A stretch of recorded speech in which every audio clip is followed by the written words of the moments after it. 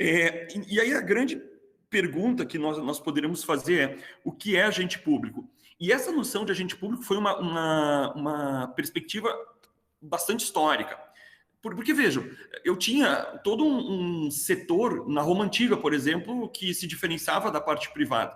Quando a gente fala em agente público, a gente vai trazer, ao menos num bojo maior, não é, num fundamento maior, a diferença do oikos e da polis, ou seja, da noção privada das relações jurídico-administrativas das relações jurídicas para uma noção pública de uma relação jurídico-administrativa. Então eu tenho relações completamente diferentes.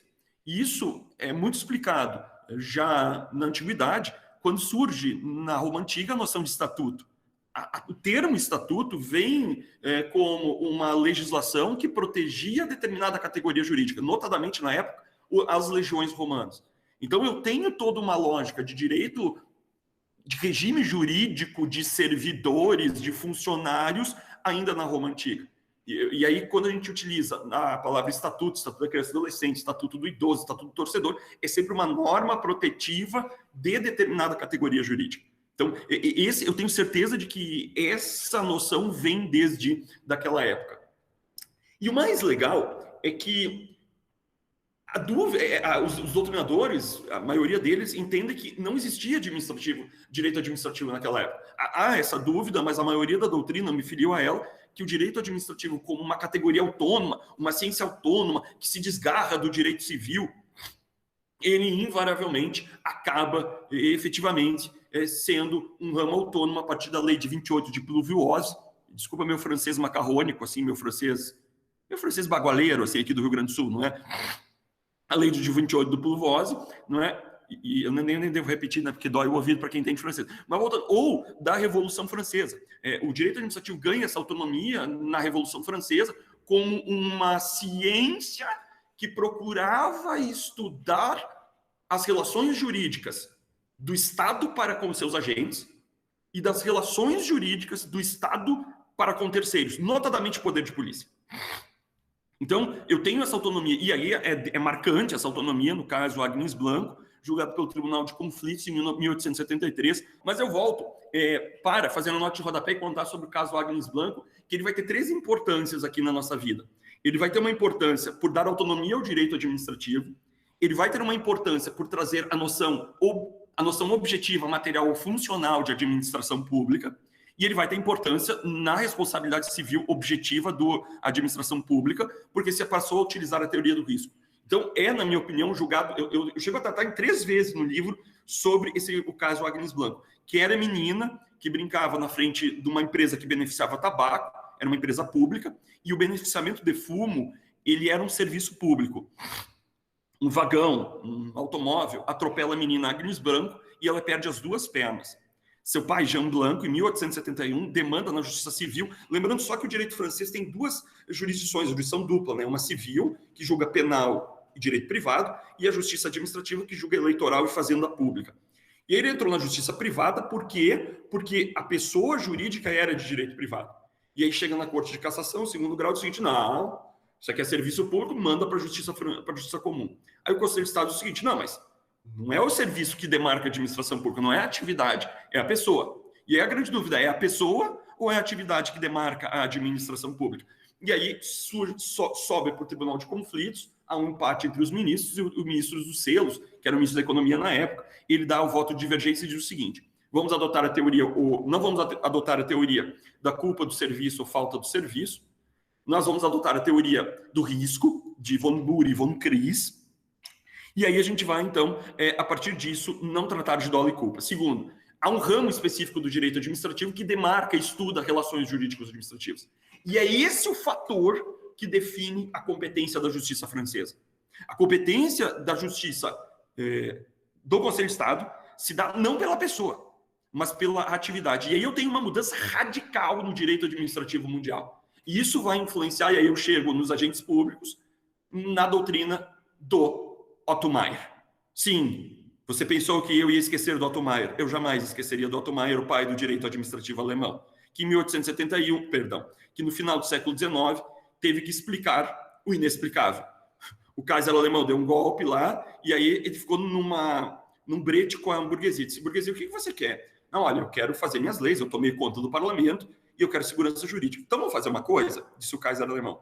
Você se ocupa de comercial, títulos de crédito, direito da fofoca, né? Esse pessoal do direito privado, direito da fofoca, né? Então, você vai se ocupar da vida mundana. Coisas de Estado, eu vou me ocupar. E eu vou ser um legislador pleno nessas questões de Estado. Eu vou legislar plenamente. Ele tipo assim, ele legislava tipo medida provisória plena, tipo Fernando Henrique, eu não podia deixar de fazer essa piada, né? Altamente, ou seja, tinha legislação plena, assim, né? Medida provisória, que na verdade ele legislava por decretos, por atos normativos. Fazer guerra, legislação sobre servidor público. Só que todo, como posso dizer assim, totalitário, ele tem que ter um teórico. Todas assim, pessoas que tomam um golpe, dão um golpe, tem que ter um teórico, não é? E ele tinha um teórico dele, que era ninguém menos que o Otto Mayer. Que aí ele começa a explicar, e esse conceito é chave, eu queria que tu anotasse, o que se chama de relação especial de sujeição. Esse tema é chave para entender toda a lógica do servidor público. Tipo, relação especial de sujeição. E ele disse o seguinte, olha só, há certas pessoas que é como o Animal Farm, a Revolução dos Bichos, são mais iguais que os outros animais. Né? Lembra do Bola de Neve? Tem pessoas que são mais iguais que os outros animais. E tem pessoas que elas não se submeterão à lógica da burguesia na época, ou seja, de uma legislação comum, direito civil, etc., direito penal. Elas terão relações jurídicas, direitos e deveres diferentes. E essas pessoas a gente vai chamar de agentes públicos. São pessoas que têm uma relação especial de sujeição, seja na lei ou em um contrato. É claro que os contratados, faço um contrato administrativo, Lei 14.133, antiga Lei 8.666, eu também vou ter uma relação especial de sujeição. Essa lógica estabelece, por consequência, o poder disciplinar. O poder disciplinar, que é a capacidade que o poder público tem de aplicar sanções, ele tem essa base numa lei ou num contrato. E isso fazia com que nós tínhamos uma perspectiva a ser considerada. E aí o Otto Mayer adota uma primeira teoria que a gente chamou de teoria contratualista. A primeira explicação da relação entre um agente público e o Estado era uma teoria contratualista. É como se ele fizesse um negócio jurídico. Eu tomei posse, antes de ser procurador de Estado, eu fui defensor público. Então eu tomei posse 2 vezes. Eu nunca assinei um contrato. Aliás, assim, acho que, graças a Deus que eu não assinei um contrato, porque vai que um dia chega o governador e diz assim, não gostei de ti, Juliano, vai embora. Ele rompe com esse contrato, entendeu? Então, eu tenho muito medo dessa teoria contratualista. E essa teoria contratualista, ela é muito mais desenvolvida pelo seguidor do Otto Mayer, que é o Paulo Laband. O Paulo Laband, ele vai no seu teoria, até vou dar uma coladinha na obra do Paulo Laband, que a gente sempre dá aquela coladinha, né, que eu tenho a versão francesa, Le droit public de l'Império Alemão, do direito público no Império Alemão. A edição que eu tenho é 1901, né? Direito público no Império Alemão. E nesse panorama, ele diz o seguinte, há uma relação de direitos e deveres lastreados num contrato. Essa teoria dura muito pouco, porque, invariavelmente, se eu adoto uma teoria contratualista, eu não diferencio o agente público do agente privado. Eu não diferencio, por exemplo, um contratado, sei lá, da Coca-Cola, da Petro... Não, da Petro... não eu me perdi, desculpa. Da Coca-Cola, me dá outra empresa privada. Hoje eu não estou muito criativo, sábado de manhã, vamos lá. Da empresa de águas aqui, que eu estou vendo na minha frente uma garrafa d'água, que é uma garrafa d'água daqui do Rio Grande do Sul, Água da Pedra, que só existe no Rio Grande do Sul, que essa empresa é lá da capital do mundo. Todo mundo sabe onde é a capital do mundo, né? Faz parte do professor de Direito Administrativo. A capital do mundo é o grande, pujante, magnânimo município de Lajeado. Lá em Lajeado, é Big Apple do Rio Grande do Sul. Né? Big Apple. Dizem, é São Paulo. Que São Paulo? É Lajeado, rapaz, te liga. Então, lá nós temos a Água da Pedra, a relação com o servidor público, é uma relação contratualista. Nesse panorama, essa relação contratualista, ela se submete a um direito que não poderia ser igual. Porque havia toda uma sorte de exercício de prerrogativas por parte do agente público que lhe diferenciava. E aí o Maurício Roriu, ele escreve um livro que se tornou um clássico. Esse livro ele é editado por uma editora gaúcha, editado por uma editora, ficou horrível, né? A Bruna vai editar tudo isso, não é? É uma editora gaúcha chamada Sérgio Fabres. Todas as capas da editora Sérgio Fabres são aqueles verdes ciano, um verdezinho clarinho, enfim. E ela tem obras clássicas, a Sérgio Fabres, e uma dessas obras clássicas foi traduzida até por um professor da USP, que é o... como é que é o nome dele? Eurico Bittencourt, não é... Não, enfim, eu vou lembrar dele, né? Enfim, e o Maurício Roriu, ele vai dizer o seguinte: eu não posso pensar que o agente público ele tem uma relação contratual. Isso não faz sentido, porque eu tenho uma legislação que lhe dá base, e essa legislação ela é perene. Eu não posso a todo momento instabilizar essa relação. Eu tenho que diferenciar do direito público. E aí surge a teoria institucionalista do serviço do agente público, a chamada teoria institucionalista do direito público. Isso é adotado pelo Pontes de Miranda nos comentários da Constituição de 67, ao tomo 3, 1973. Comentários da Constituição Federal de 1967, ao que me cabe é o último comentário do Pontes, não é? As Constituições. Acho que ele não comentou 69, ou comentou. Não, ele comentou 69. Bom, mas enfim, né, é adotada a teoria do Pontes ou no livro do Maurício Roriu. E isso é a teoria ajustada até hoje, que é, na verdade, ela explica a lógica da investidura. O que é investidura? Investidura, efetivamente, ocorre com a posse para aqueles detentores de cargo público, ou seja efetivo ou não. Isso está no artigo 2º da Lei 8.112, e ela vai estabelecer direitos e deveres. Imagine que um policial militar, foi um caso que eu peguei recentemente aqui, deu um camaçaço de pau num cidadão. A gente nem contestou o mérito, o Estado tem que... E aí, enfim, foi expulso da corporação. Mas o Estado tem que indenizar. A dúvida é, esse policial, ele é o João, a Maria, ou ele é o próprio Estado? A lógica é que se você para numa blitz, e que lá em Lajeado se chamaria blitz, né? Você para numa blitz e um cidadão, ofende o policial militar, João. Vejam que a lógica do direito penal é muito interessante, ela explica a teoria institucionalista, porque você não comete uma injúria, não é um crime contra a pessoa. Você comete um crime contra a administração pública, porque aquele policial é o próprio Estado.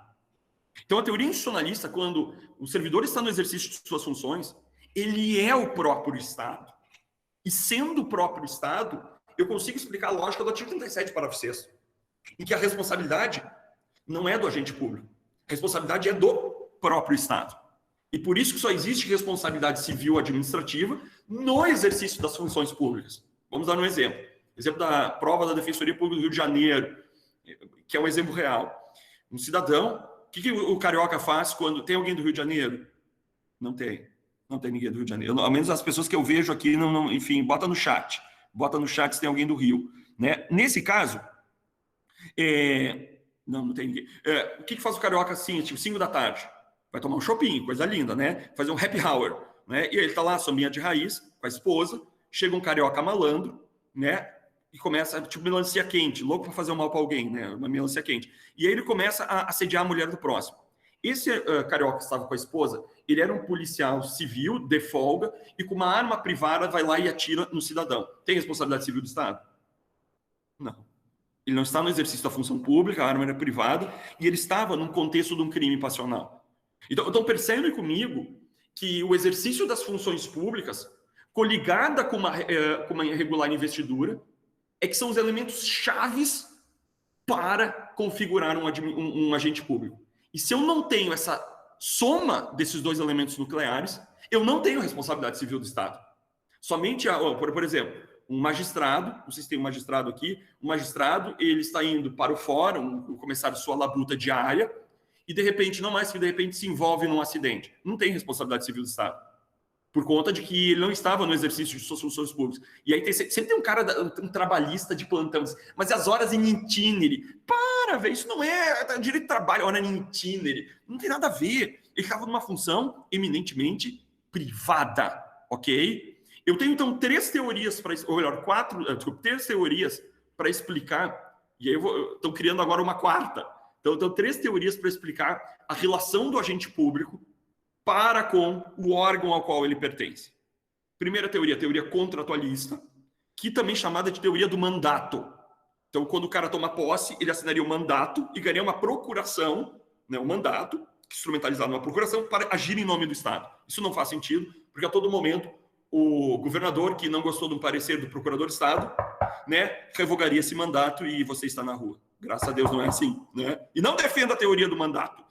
Nesse caso, nós temos uma segunda teoria, que é a teoria da representação, em que os agentes públicos, na doutrina do Pontes de Miranda, representariam, não é? Se fazem o Estado presente. Aqui, o termo é proposital, eles representariam o Estado. O Estado seria um ser inanimado, uma ficção, que um dia fizemos um contrato social, segundo Hobbes, o Rousseau e todos o Locke, nós fizemos, então, um contrato social, para o Hobbes, alienamos nossa liberdade em troca de segurança. Qual foi a lógica do Hobbes? Rita, sabe qual foi a lógica do Hobbes? Ele diz o seguinte: se você não puder dormir de porta aberta, com segurança, o Estado falhou no seu dever. Veja, você alienou sua liberdade, você não pode fazer tudo, em troca de poder dormir com a porta aberta. Por isso que em São Paulo pode dormir de porta aberta, não é? A casa pode, né? O que não pode? Então, o Estado está falhando, aí o Estado de São Paulo, tu entra com uma ação de dano moral contra o Estado. Não faz isso que o procurador do Estado tem que defender. Voltando. Então, Rita, nós tivemos esse contrato social e esse ser, um ser fictício chamado Estado, era representado pelos agentes públicos. Isso não faz sentido, essa teoria abandonada, por conta de que o Estado não é um ser incapaz. Ele não é um ser em que nós precisamos de uma representação tal qual o menor de 12 anos, 12, não, 16 anos. Eu peço desculpa, meu direito civil é meio baixo no sangue, eu sou meio diabético no direito civil, e para mim o Código Civil de 2012 foi maravilhoso. Eu estava no meio da faculdade, e como eu não sabia nada de civil, com o novo código eu empatei, entendeu? Então, para mim, o novo código foi maravilhoso, que eu empatei com todo mundo, né? Então, nesse caso, Rita, você não pode adotar a teoria do mandato, nem a teoria da representação. E aí surge, então, a teoria institucionalista, ou teoria do órgão, também chamada institucionalista ou teoria do órgão, em que o agente público é o próprio Estado. Eu também brinco que essa teoria é a teoria do candomblé. Por que teoria do candomblé? Eu vou dar um exemplo. Estou indo lá para o PGE, né? E aí um ser vai tomando conta de mim, que é o Estado do Rio Grande do Sul. Quando eu subo o elevador para chegar na minha sala, eu já estou quase tomado pelo Estado. E quando eu começo a peticionar, não é mais o Juliano que está ali. É outra entidade que tomou conta de mim, que é o Estado do Rio Grande do Sul. Porque ali não é mais o Juliano Heinen que está aqui falando com vocês. É o procurador de Estado que está atuando em nome do Estado do Rio Grande do Sul. Teoria do candomblé, carinhosamente chamada de teoria do candomblé, ou teoria institucionalista, teoria do Maurício Roriu, adotada pelo Pontes de Miranda. Existe uma teoria mista porque tenta explicar a noção de tempo do contratado temporário, do artigo 37.9, e tenta explicar também a noção do seletista, em que eu tenho um pouco de negocial aqui. Até porque as relações jurídicas podem ser alteradas pelo poder público. A gente viu no artigo do professor Paulo Modesto que, infelizmente, o STF, eu falo por mim, né? Infelizmente, o STF considerou que não há direito adquirido a regime jurídico, seja previdenciário ou seja estatutário. Então, as regras do jogo podem ser alteradas nesse meio tempo. E esse fator de teoria mista, ela está bastante interessante. Isso ficou plasmado no informativo 481 do STF, informativo 481 do STF. Os servidores públicos não têm vencimentos irredutíveis, prerrogativa dos membros do Poder Judiciário e dos que estão equiparados. Ou seja, ele adotou na redução de vencimentos, isso foi a ADI 2075, medida cautelar, Celso de Mello, julgado em 2001. ADI 2075, medida cautelar, Celso de Mello. Então, eu tenho aqui uma teoria mista nesse sentido. Uma teoria mista, já, vamos assim, indo a uma consolidação do STF.